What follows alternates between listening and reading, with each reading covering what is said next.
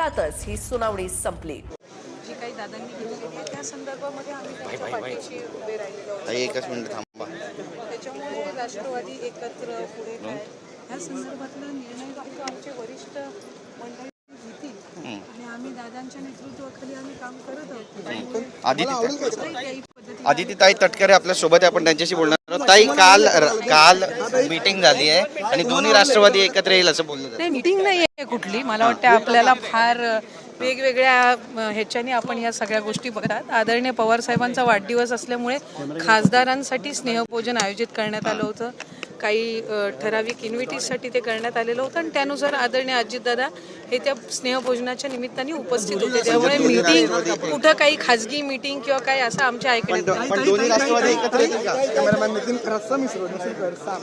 तरुणांच्या नोकऱ्या परप्रांतीयांनी हिरावल्याचा आरोप मनसेनं केला होता। परप्रांतीयांना लक्ष्य करून हिंसाचाराला प्रोत्साहन दिल्याचा राज ठाकरेंवर ठपका।